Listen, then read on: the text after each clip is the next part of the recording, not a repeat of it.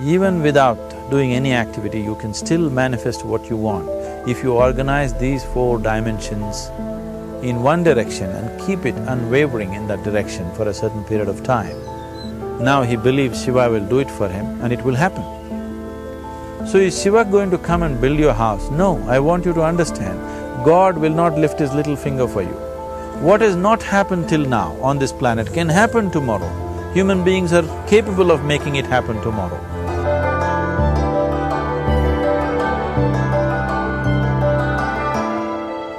Everything we as human beings have created on this planet was essentially first created in our minds. All that you see, which is human work on this planet, first found expression in the mind, then it got manifested in the outside world. The wonderful things that we have done on this planet and the horrible things that we have done on this planet, both have come from the human mind. So if we are concerned as to what we create in this world, it's extremely important that first of all we learn to create the right things in our mind, how we keep our minds. If we do not have the power to keep our minds the way we want it, what we create in the world is also going to be very accidental and haphazard. So learning to create our minds the way we want is the basis of creating the world the way we want. There is a wonderful story in the yogic lore. On a certain day, a man took a walk. He went for a long walk. Accidentally, unawares, he walked into paradise. Fortunate, isn't he? He just took a walk and he landed up in paradise. After this long walk, he felt little tired. So he thought, oh, I'm tired, I wish I could rest somewhere. He looked around, there was a nice tree, underneath which there was very cushiony grass. So it was inviting. He went and put his head down there and slept. After a few hours he woke up, well rested, and he thought, oh, I'm well rested, but I'm feeling hungry, I wish I had something to eat. And he thought about all the nice things that he ever wanted to eat in his life. And instantly, all those things appeared in front of him. You need to understand, there the service is like that. Hungry people don't ask questions. Food came and he ate. Stomach became full. Then he thought, oh, my stomach is full, I wish I had something to drink. All the nice things that he ever wanted to drink, he thought about it and all of them just appeared in front of him. Drinking people also don't ask questions, so he drank. Now with a little bit of alcohol in him, you know Charles Darwin told you, all of you are monkeys, your tail fell away. Not me, Charles Darwin told you that you were all monkeys and your tail fell away and then you became human. Yes, definitely the tail fell away. But the monkey, in yoga, we always refer to an unestablished mind as markata, which means a monkey. Why we are referring to the mind as a monkey is, what are the qualities of a monkey? One thing about a monkey is, it's unnecessary movement. And another thing about the monkey is, if I say you're monkeying somebody, what does it mean? Imitation. Monkey and imitation have become synonymous. So these two essential qualities of a monkey are very much the qualities of an unestablished mind. Unnecessary movement, you don't have to learn it from the monkey, you can teach it to the monkey. And imitation is full-time job of the mind. So when these two qualities are on, a mind is referred to as a monkey. So this monkey became active within him. He just looked around, thought, what the hell is happening here? I asked for food, food came. I asked for drink, drink came. There must be ghosts around here. and ghosts came. Oh, the ghosts have come, they're going to surround me and torture me, he thought. Immediately the ghosts surrounded him and started torturing him. Then he started screaming in pain and said, oh, they're going to kill me, and he died. Just now he said he's a fortunate being. The problem is he was sitting under a kalpavriksha or a wishing tree. He asked for food, food came, he asked for drink, drink came, he asked for ghost, ghost came, he asked for torture, torture came, he asked for death, death happened. Now don't go looking for these kalpavrukshas in the forest. You can barely find a tree these days. A well-established mind, a mind which is in a state of samyukti, is referred to as a kalpavriksha. If you organize your mind to a certain level of organization, it in turn organizes the whole system. Your body, your emotion, your energies, everything gets organized in that direction. Once all these four dimensions of you, your physical body, your mind, your emotion and the fundamental life energies are organized in one direction, once you are like this, anything that you wish happens without even lifting a little finger actually. It would help to assist it with activity, but even without doing any activity, you can still manifest what you want if you organize these four dimensions in one direction and keep it unwavering in that direction for a certain period of time. Right now the problem with your mind is, every moment it is changing its direction.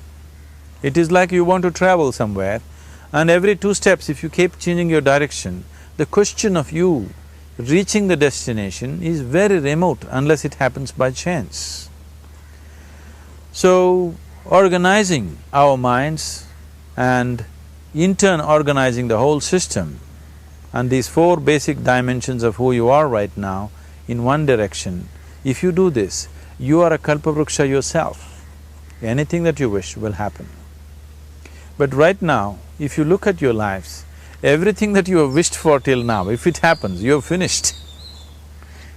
Everything and everybody that you have desired for, if all of that lands up in your house today, could you live with that? Once we're empowered like this, it's very important that our physical action, emotional action, mental action and energy actions are controlled and properly directed. If it is not so, we become destructive, self-destructive. Right now, that is our problem. The technology, which is supposed to make our life beautiful and easy, has become the source of all the problem that we are destroying the very basis of our life, which is the planet. So what should have been a boon, we are making a curse out of it. What has brought incredible levels of comfort and convenience to us in the last 100 years or so has also become a threat to our life simply because we are not conscious action, we are in a compulsive state of action. So organizing our minds fundamentally means moving from a compulsive state of activity to a conscious state of activity. You might have heard of people for whom they asked for something and beyond all expectations it came true for them. Generally this happens to people who are in faith. Now, let's say you want to build a house. If you start thinking, oh, I want to build a house. To build a house I need 50 lakhs, but I have only 50 rupees in my pocket. Not possible, not possible, not possible. The moment you say not possible, you are also saying I don't want it. So on one level, you're creating a desire that you want something, on another level, you're saying I don't want it. So in this conflict, it may not happen. Someone who has some faith in a god or in a temple or whatever, who is simple-minded. Faith works only for those people who are simple-minded. Thinking people, people who are too much thinking, for them it never works. A childlike person who has a simple faith in his god or his temple or whatever, he goes to the temple and says, Shiva, I want a house. I don't know how, you must make it for me. Now in his mind there are no negative thoughts. Will it happen? Will it not happen? Is it possible? Is it not possible? These things are completely removed by this simple act of faith. Now he believes Shiva will do it for him and it will happen. So is Shiva going to come and build your house? No, I want you to understand, God will not lift his little finger for you. What you refer to as God is the source of creation. As a creator, he has done a phenomenal job, there's no question about it. Could you think of a better creation than this? Is it in anybody's imagination to think anything better than what is there right now? So as a creator, he has done his job wonderfully well. But if you want life to happen the way you want it, because right now, the very crux of your happiness and your well-being is this. If at all if you're unhappy, the only and only reason why you're unhappy is life is not happening the way you think it should happen. That's all it is. So if life is not happening the way you think it should happen, you're unhappy. If life happens the way you think it should happen, you are happy. It's as simple as that.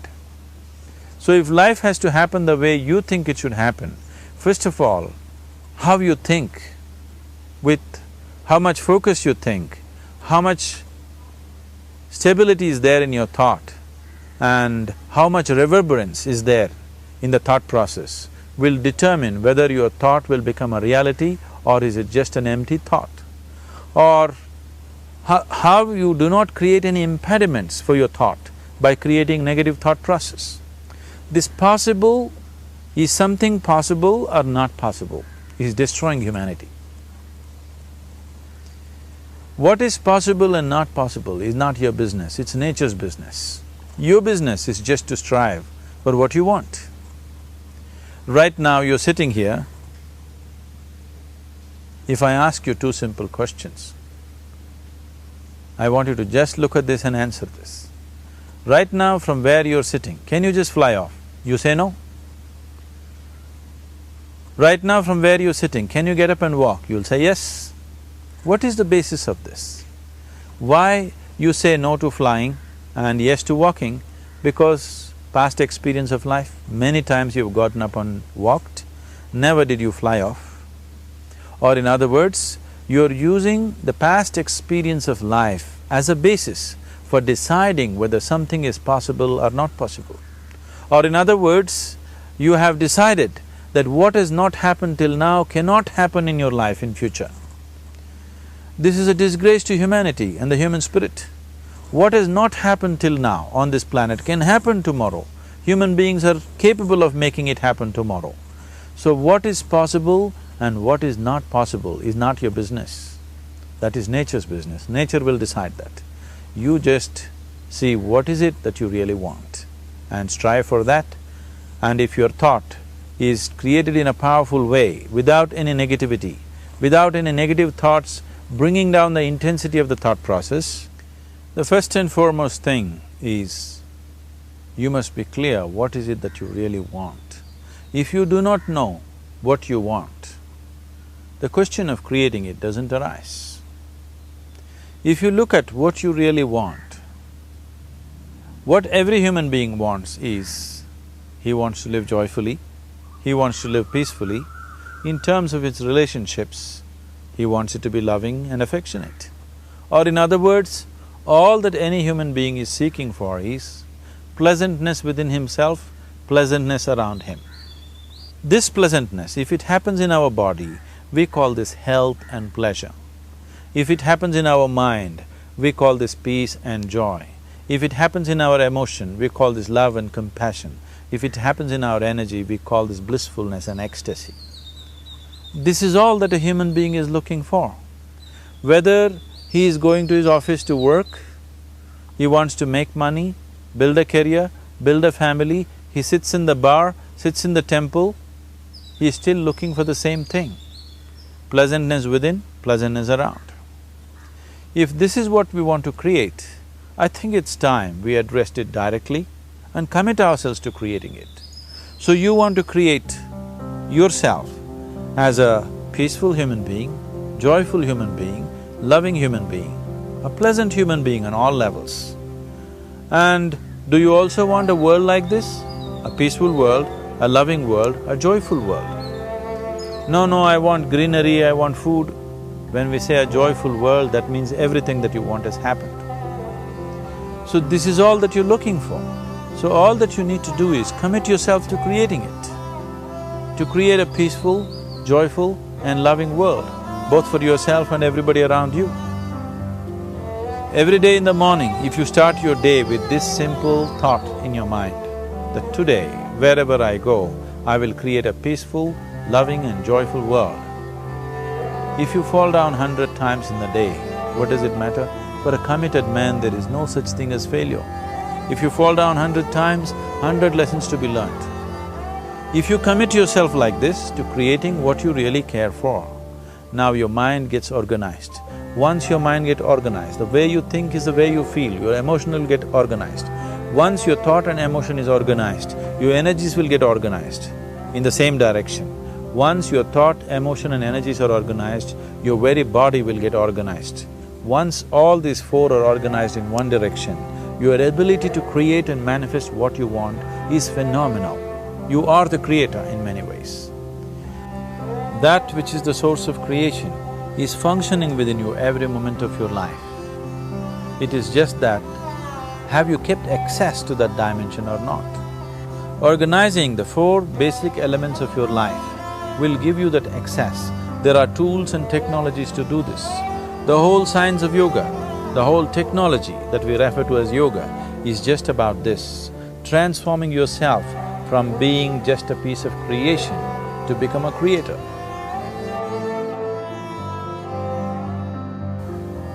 It is my wish and my blessing that every human being in this world should have this access to the source of creation within himself so that he can function here as a creator, not just as a piece of creation.